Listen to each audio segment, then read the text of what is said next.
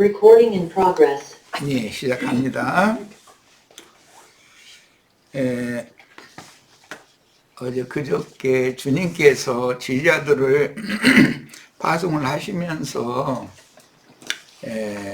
내가 양을 이리 가운데 보내는 것 같다라고 좀 어떤 불안감 같은 거, 너희가 파송되어 나가면 많은 박해를 감수해야 된다라는 것을 예고하신 말씀을 나누면서 그 원인이 뭔가 똑같은 성경 구절인데 예수님이 제자들을 가르쳐서 나아가서 증거하라고 하는 그 내용은 영과 생명의 말씀으로 해석을 하는 거고, 반대자들은 문자대로 성경을 해석하기 때문에 서로 성경 해석상의 문제, 성경을 어떻게 받아들이고 어떻게 이해하느냐의 문제 때문에 이런 사달이 나는 거다라는 것을 말씀을 나눴고, 바울 사도의 예를 들어서 뭐 40에 하나 강한 매를 뭐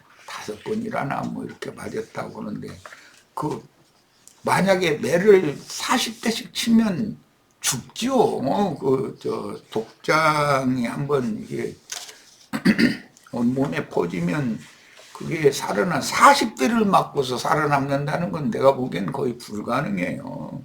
난 군대 생활할 때 그때는 사람 패는 것이 유반사였었기 때문에 쫄병 때인데 이제 군기 잡는다고 그러죠. 맨 왜 병장이 한 대 때리고 그 다음에는 상병이 2대 때리고 일병이 3대 때리고 이런 식으로 그 위에 순서대로해서 이렇게 해서 전체 한 10몇 대 맞은 것 같은데 걸음을 못 걸어요. 걸을 수가 없어요. 아무리 표를 안 내려고 해도 이제 아침에 이제 포대장이 이제 출근을 해가지고 비상소집이 아니라 이제 훈련 집합을 시키는데 나의 포반 쫄병이 나랑 같은 동기로 들어간 동기가 둘이 있었는데 나하고 두 사람이 걸음 걷는 것이 오적거리고 뭔가 불편한 것 같으니까 벌써 그분들은 다 알죠. 높은 사람들은 군대 생활을 오래 했으니까 딱 나오라고 그러더니 옷 벗고 내리라고 엉덩이 쪽을 이렇게 내리라고 안 내릴 수가 없죠. 딱 내리니까 막 사독을 해가지고 엉망이 된 거죠. 다. 그리고 그 팬티에다가 피가 엉겨 붙어가지고 뜯을 수도 없을 정도 다 그렇게 돼 있죠. 가죽이 다 터져 있기 때문에. 그래가지고 다행히 그 포대장이 조치를 해줘서 의무과로 가서 거기서 이제 치료도 받고 며칠 쉬었다 나오고 이제 이런 경험이 있는데, 만약에 40대를 맞았다고 보면 내가 볼 땐 죽을 것 같아요. 그건 10몇 대 맞았는데도 그대로 놔두면 치료받지 않으면 높은 지휘관이 그걸 발견을 해가지고 의무대로 빨리 보내서 치료를 해줬으니까 다행이지, 치료를 못 받았으면 그게 큰 탈을 잡았을 거 아니겠어요. 그런데 40대 이렇게 맞으면 이거는 죽죠. 그래서 왜 율법에 신명기 35장이던가 30 있을 거 봤나? 요즘엔 기억력이 35장 같기도 하고 35장인 것 같다. 한번 보겠습니다. 그 기록을 좀 봐야 되겠어요. 율법을 25장이 35장이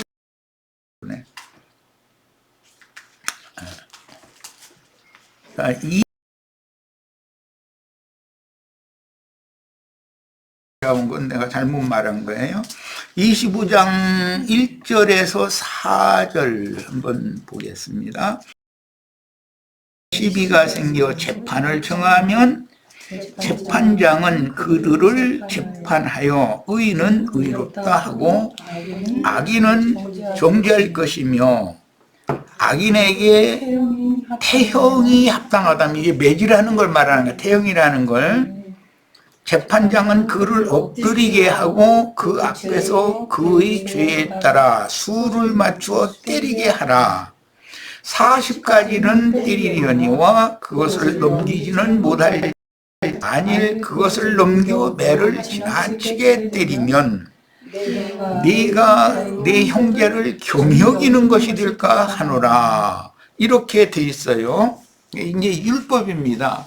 이런 율법에 따라서 유대인들은 어떤 죄인을 정죄하고 퇴장형을 내릴 수가 있는데, 바울 사도는 문자대로 이 말씀을 해석하는 유대인들에 의해서 퇴장을 40에 하나 감한 퇴장을 5번 맞았다고 이렇게 간증을 하고 있어요.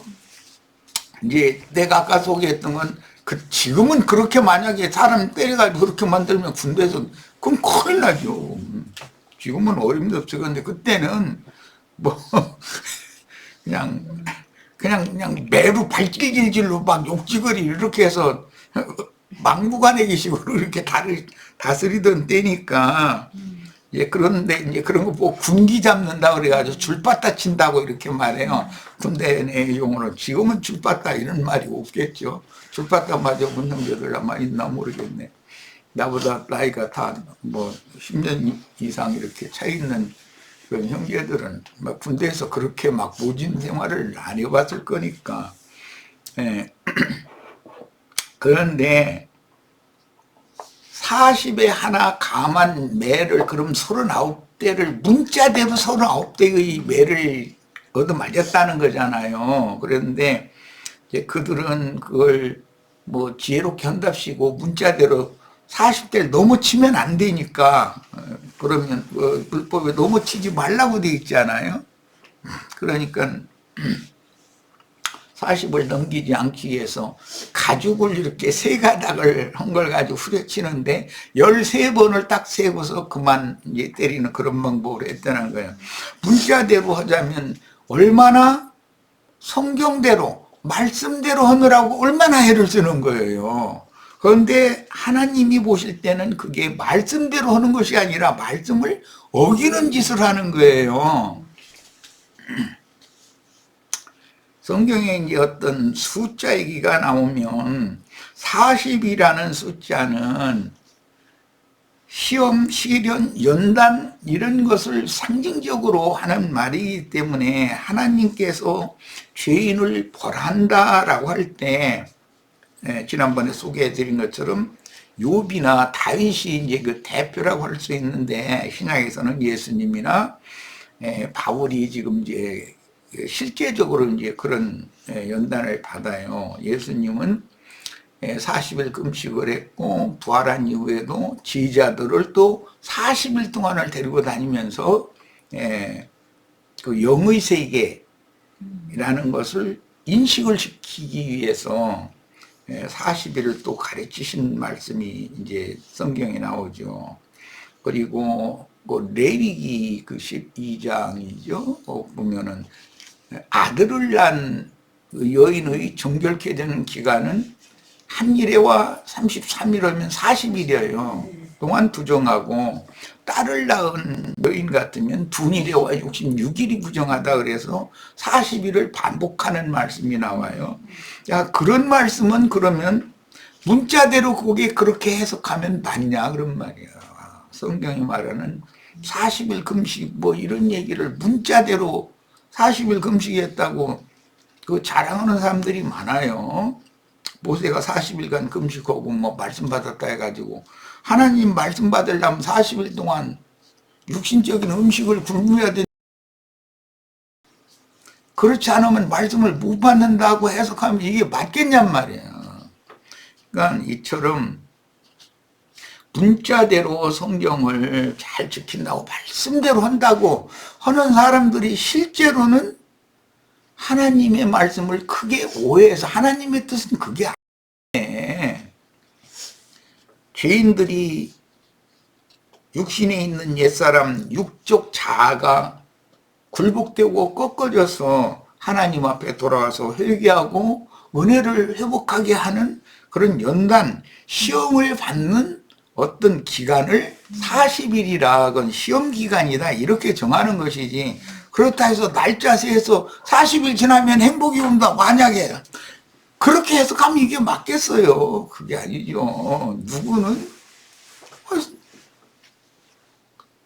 40일 만에 뭐 단 40일이라고 해도 이제 몇 년이 될 수도 있는데 몇 년 만에 회복이 되고 모든 것이 은혜가 회복될 수 있지만, 누군 기질이 강한 사람은 그 40일이 똑같은 40일이라는 그 기준이 굉장히 길 수도 있지 않겠어요? 그러니까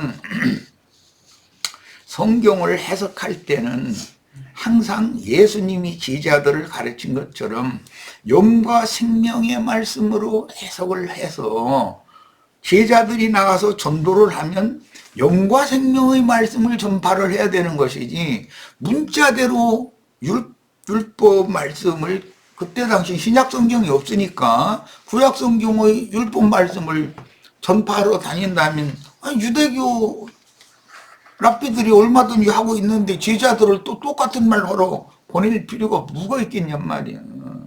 이런 걸 한번 우리는 생각을 해봐야 된다.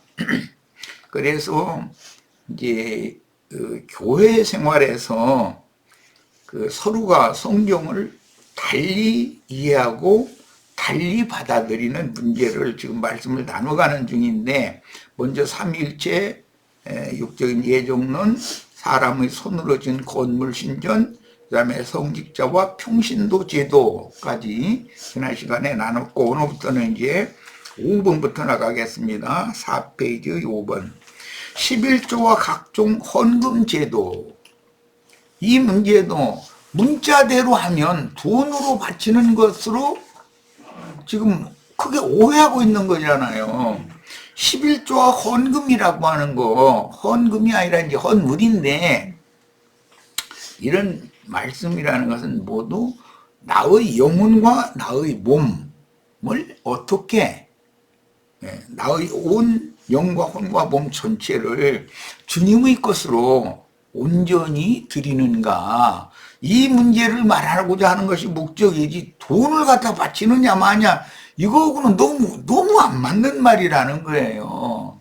그러니까 글자대로 하자면 그들이 말하는 11조라는 말이나 예물 헌물을 바치라는 말이 없다는 게 아니에요. 문자로는 있는데 그 문자를 어떻게 이해하고 해석하고 받아들이냐 이 말이란 말이야.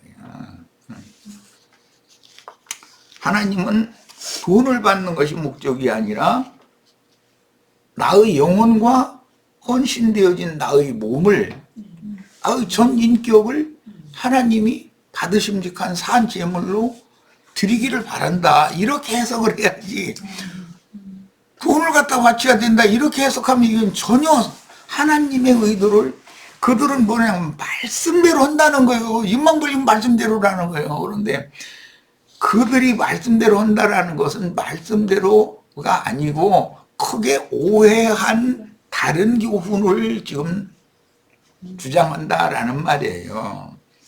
그 다음에 주님께서 폐하신 어떤 날짜, 절기 이런 것들을 신약 시대에도 무슨 성수주의를 한다, 뭐 안식일을 지키느냐, 일요일을 지키느냐, 해서 예배당 성당에 꼭 나와서 그냥 나오면 안 되고, 나 여호와 앞에 올 때 빈손으로 오지 말으라 하겠다, 돈 가지고 와라, 이런 식으로 해석하고 모두가 이렇게 하면 됐냐 이거예요. 얘기하고 돌이켜서 주님 앞에 굴복되어지고 주님의 은혜를 구하는 그런 간절한, 찾고 구하는 그런 간절한 영혼과 주님을 위해서 모든 인생 자체를 헌신하여 드린 자신의 몸까지를 다 가지고 와서 나를 받으세요, 이렇게 하라는 말로 해석을 해야지.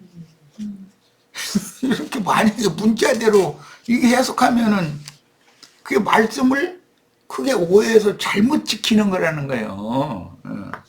성경 문자대로 그런 말이 없다라는 것이 아니라 있는데 그 말씀을 어떻게 읽느냐, 어떻게 이해하고 어떻게 받아들이느냐, 이 문제니까 제자들이 나가면은 지금 내가 이게 몇 가지 증거하는 것처럼 이렇게 증거를 할 수밖에 없죠. 예수님이 이걸 가르쳐 놨으니까.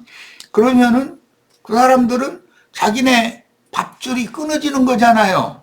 그들 직업 뛰어놓는 얘기잖아요, 지금. 세상에서 아무리 좋은 사람도 그 사람 못 먹게 만들어가지고 밥줄 끊어놓는 사람은 왼수 지는 것이지, 아이, 고맙다고 하는 사람이요, 누가 있어요. 그건 안 되는 일이거든요. 그러니까, 기본적으로 하나님의 말씀을 오남용해서 자기네들의 세상 직업으로 삼고, 그걸 통해서 생계유지를 하는 생계형 목회를 하지 말라, 이런 말이요.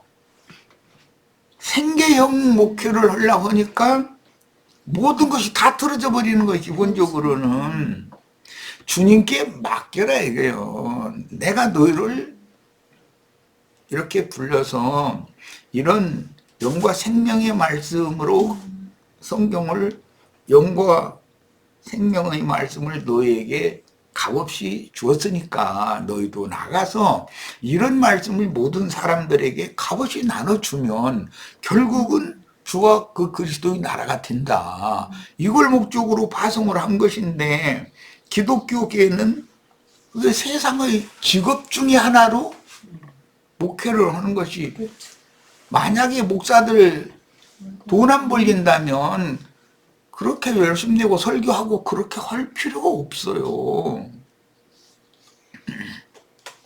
요즘에 뭐 전광훈 씨인가, 전광훈 씨도 아니지, 전광훈이라는 작자가 아주 그냥 많이 날말라 뉴스에 나오던데, 그 사람도 그런 짓을 해야 돈이 생기니까 그런 짓을 하는 거예요. 돈이 안 생긴다면 자기 돈 들여가면서 그렇게는 안 해요, 절대로. 그게 전부 거짓 선지자들이 특징이 뭐냐, 물욕 때문에 그렇다는 거예요. 욕심 때문에. 자, 이제 우리 형제 자매님들은 주님과 주님 나라를 위해서 나를 헌신하고 드리면, 주님께서는 어떤 사람을 삭도 안 주고 그냥 막 부려먹는 하나님이 아니라는 것을 꼭 믿어야 된다는 거예요, 이제. 그러면 너무 막연한 말 같지만 다 사는 방법이 있어요. 굶어 죽은 사람, 바울이나 뭐 무슨 제자들이 굶어 죽었다면 이런 말씀이 우리에게까지 왔겠어요? 다 먹여 살렸지. 그러니까 이런 말씀 우리에게까지 왔지. 그러면 우리들도 보냄받은 사도들처럼 믿음으로 살아야 된다 이거예요. 주님께. 자, 이것은 그가 어떠한 말씀을 어떻게 받았느냐의 문제와 관계가 있다는 거예요. 자, 이번에는 이제 마태복음 10장 21절로 22절 더 나갑니다. 장차 형제가 형제를, 아버지가 자식을 죽는 데 내주며 자식들이 부모를 대적하여 죽게 하리라. 형제나 아버지가 자식을 죽는 데 내준다는 것은 고발한다는 뜻이죠. 밀고 한다는 뜻이죠. 우리 아들이 요즘에 이렇게 좀 미쳤는가 보라고, 좀 이상해졌다고, 이제 그렇게 해가면서 유대교 그 제도권의 그 종교 재판을 할 수 있는 권리를 가진 사람들한테 넘기면, 그들은 유대인들을 잡아다가 자기네들의 종교법으로 재판을 하지 세상법으로 재판하는 게 아니니까, 종교법으로 재판을 해도 그때 당시 이스라엘 나라는 로마의 속국이 되어 있었기 때문에 사람을 죽이는 권세는 없었잖아요. 로마 황제에게 있는 것이지. 그래서 종교법으로 정죄하고 죽여달라고 하는 것은 로마법에 다시 회소를 해야 되는 거였었거든. 야, 그런데 오늘 우리들도 마찬가지다는 거예요. 이제 우리 자매님들이 나가서 기독교 교회의 어떤 누군가와 어떤 예배당 아주 열심이고, 이제 그 세계에서는 그 신앙이 돈독하다고 하는 어떤 권사님을 지금 전도를 열심히 해. 그런데 이게 목사한테 발각이 됐어. 그러면 세상 사람들보다도 더 원수로 생각해 버려요. 사람을. 이런 일은 오늘날도 마찬가지다. 그때만 있었던 게 아니고. 그리고 자식들도 형제나 부모를 중노대 댕길 수 있다는 거예요. 그러니까 육적인 형제 자매는 영의 세계에서는 서로가 원수될 우려도 있다라는 걸 염두에 두는 말씀이잖아요, 지금. 예. 또 너희가 내 이름으로 말미암아 모든 사람에게 미움을 받을 것이나 끝까지 견디는 자는 구원을 얻으리라. 그런데 이게 우리 이승희 자매님, 저기 송자 자매님, 나는 그때가 제일 행복한 때였던 것 같은데 참 내가 마음으로는 안타깝지만 어떻게 해줄 수도 없잖아. 가족끼리 그러고 난리를 내고 월자 자매도 성경책 가방 다 뺏어가지고 모임에 못 가게 하고 그 난리를 냈었었다며. 그러니 내가 가서 만약에 편들어줬다가는 아예 더 못 나와 이제. 그러니까 그냥 지켜볼 수밖에 없는 거예요. 그런데 나중까지 견디고 나니까 오늘날 이렇게 하나님은 다 해결 방법이 있어. 그런데 문제는 40에 하나 감한 매를 맞는 기간을 잘 견디느냐 이 문제지. 예. 자, 이런 예언은 신앙이 서로 다른 가족관계에서 일어날 수 있는 극단적인 비유인데 혈통적인 이스라엘에게는 혈연적인 부자지간이나 형제에게 적용해야 하지만 이방인의 때 끝에도 동일한 일들이 반복된다. 오늘날 우리들에게도 이 일은 똑같은 일이다 이거예요. 그러므로 교회 생활에서 서로 다른 신앙이나 신념 때문에 목자와 양무리 사이에 혹은 양무리끼리 서로 적대시하게 될 것임을 예언하는 말씀입니다. 세상 교계 저희끼리 큰 예배당에 저희끼리 난리를 내는 그런 경우를 보면 목사파가 있고 장로파가 있어요. 어느 때 보면 왜 그러는가?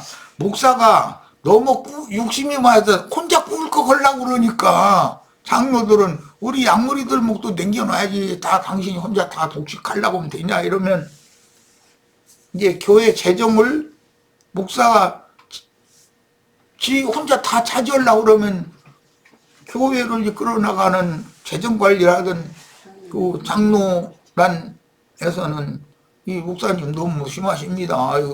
당신은 이만큼만 가져가시고 이것은 놔둬야 우리 교회 나머지 교회 생활할 거 아닙니까? 이렇게 나오면 이제 허다도 안 되면 세상 법정에 갔다가 목사가 좀 너무 많이 달라고 그런다. 그럼 판사 보고 얼마만 줘야 되느냐고 이거 판결해달라고 이제 재판을 걸어. 그러니 내가 재판장이라 해도 아이 이놈들아 너희끼리 할 일을 왜 여기 세상 법정에 가지고 왔냐 그럴 것 같아. 그러고 그런 일 해놓고 나서는 목사는 목사대로 난 충성하느라고 그랬다고 장로는 장로대로 충성하느라고 그랬다고 주님은 심판대 앞에 쓰면 너희 다 왼쪽으로 가 이러시지. 장로단은 오른쪽으로 목사는 왼쪽으로 이렇게는 안 할 거라고 나는 믿어. 너무나 이 하는 행습들이 모두 하나님의 의도를 너무 크게 오해하고 있는 거예요. 똑같은 성경을 가지고. 알고 보면 인간 속에 탐욕이 서로가 역사되기 때문에 발동돼서 그런다. 각각의 세대마다 가족이라도 신앙이 다르면 가정생활이 평탄치 못하며 특히 부부 사이의 신앙이 다르면 가정이 평안하지 못하고 부자지간이나 형제지간에도 시모와 자부지간이라도 신앙이 다르면 부하관계가 형성되어 가정이 평안할 수가 없습니다. 이 신앙의 문제는 이렇게 중요한 거예요. 핍박하는 사람들이 지나가는 아저씨 아주머니들이 핍박하는 게 아니야. 나랑 늘 관계성이 있고 혈연적인 관계가 있고 한밥상에서 밥 같이 먹는 형제자매 부모 자식 이런 사람들이 영이 다를 때 서로가 이런 문제가 나올 수 있다는 거예요. 그래서 인간의 종교성은 어떤 영에 의해 세뇌당하여 서로 다른 영으로 인이 처지기 때문에 세속 종교의 사상이 메시아께서 제자들에게 맡긴 천국 복음 진리를 대적할 때는 인륜의 정도 끊어버릴 만큼 가공할 위력을 가지고 있다. 이 신앙의 문제라는 건. 그래서 성경은 진리 안에서는 모든 지체가 하나로 연합하고 상합해야 하지만 다른 복음, 다른 예수, 다른 영을 받아서 굳어진 세속 종교인들을 자세히 살펴보고 저런 자들에게서는 떠나서 따로 있으라고 그랬다. 이런 말씀도 있다는 거예요, 성경에는. 자, 미가서 7장 5절로 6절 봅니다. 너희는 이웃을 믿지 말며, 아니 이웃을 믿어야지 서로가 화목하고 친분하게 지내려면. 그런데 왜 이웃을 믿지 말라고 그랬어요? 영이 서로가 다른 경우를 지금 말하는 거 아니겠어요?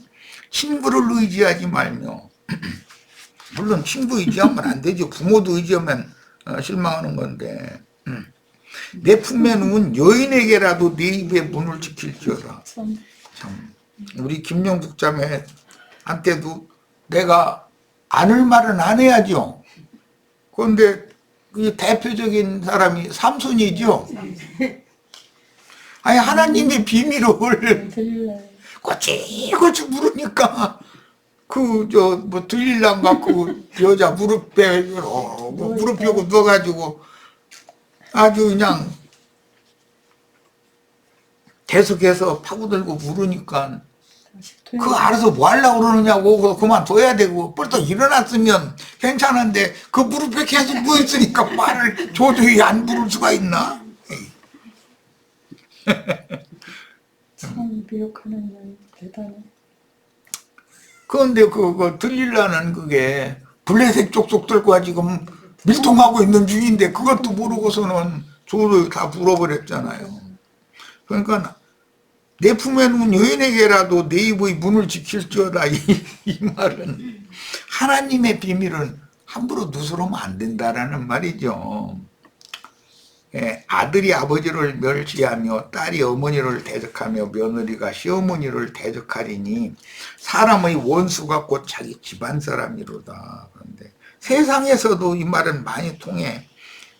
여기 어떤 나이 먹은 그 여인들이 어떤 우스갯소리를 하는 말이겠지만 자기 남편도 어이구 이 왼수 잘 가까이 하는 사람이 왼수한테 밥 해주고 있어.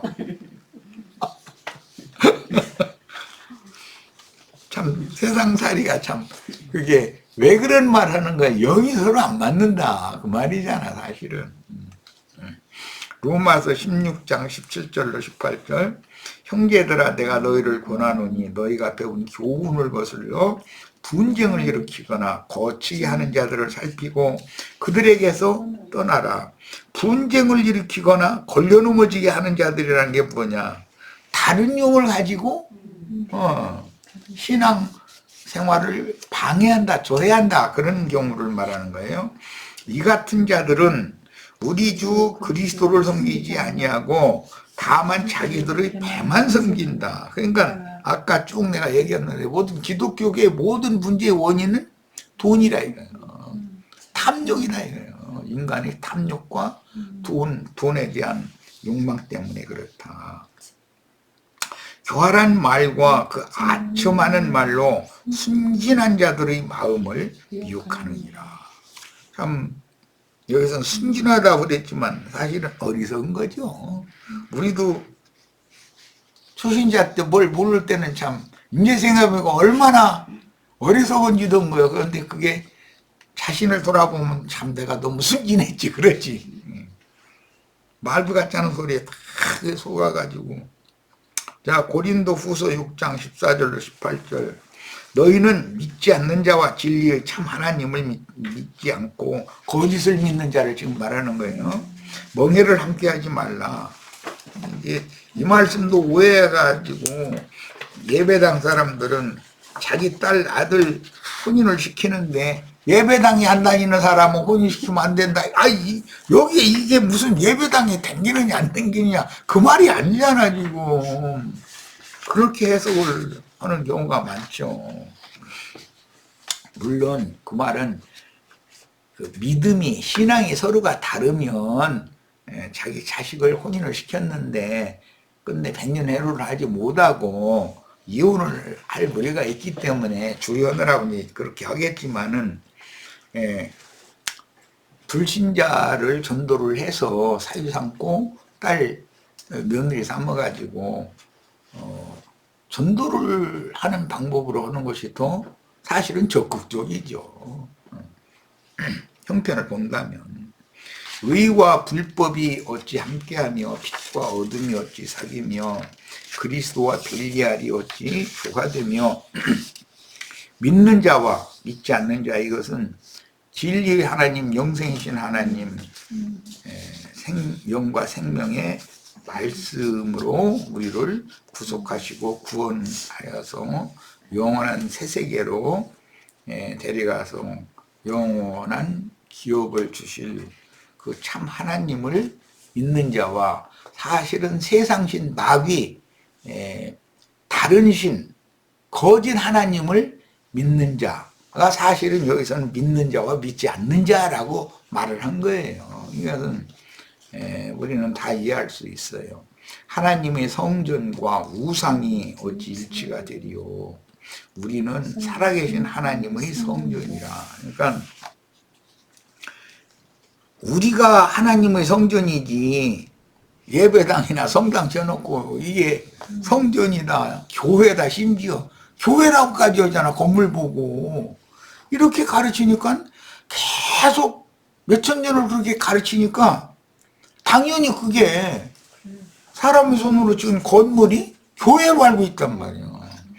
교회라는 것은 새하늘과 새 땅의 새 우주인 것이지 새 세계인 것이지 건물이 아니잖아. 교회라는 건 생명의 세계가 교회인 건데 이와 같이 하나님께서 이르시되 내가 그들 가운데 거하며 두루 행하여 나는 그들의 하나님이 되고 그들은 나의 백성이 되리라. 그러므로 너희는 그들 중에서 나와서 따로 있고 그들 중에서라는 건 진리를 믿지 않고 거짓 것을 믿는 자들, 미혹하는 자들, 신신한 자들을 미혹해가지고 돈 뜯어내는 것에 혈안이 된 그런 사람들을 잘 살펴보고 나오라는 거예요. 그들 가운데에서는. 이런 말씀이 분명히 있는데 이런 말씀은 돈 좋아하는 목사들은 정확하게 가르치지를 않아. 안 가르치고 어디 점집에 다니는 사람들